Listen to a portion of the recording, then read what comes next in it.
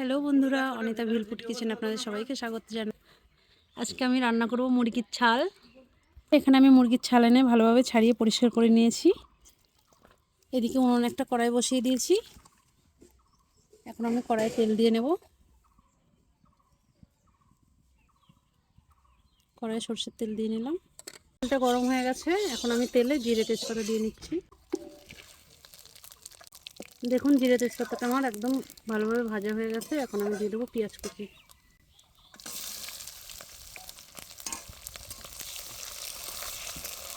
পেঁয়াজগুলো ভাজা হতে থাকুক, ততক্ষণে আমি মুরগির ছাল রান্নার জন্য মশলাটা করে নিয়ে আসবো। মশলাতে আমি নিয়েছি জিরে, নিয়েছি ধনে, নিয়েছি আদা, রসুন, শুকনো লঙ্কা, কাঁচা লঙ্কা। দেখুন বন্ধুরা, আমার ভালোভাবে মশলাটা করা হয়ে গেছে। পেঁয়াজটা আমার ভালোভাবে লাল লাল করে ভাজা হয়ে গেছে। এখন আমি দিয়ে দেবো বেটে রাখা মশলা।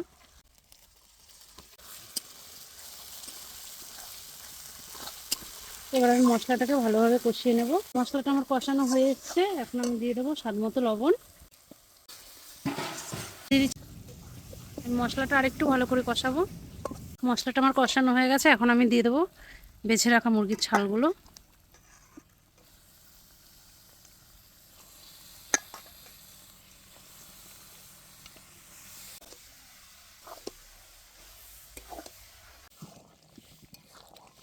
দেখুন বন্ধুরা, মুরগির ছালটা আমার একদম রান্না হয়ে গেছে।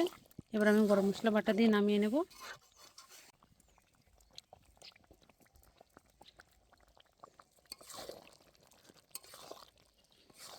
মুরগির ছালের রেসিপিটা যদি আপনাদের ভালো লেগে থাকে, লাইক কমেন্ট করে আমার পাশে থাকবেন।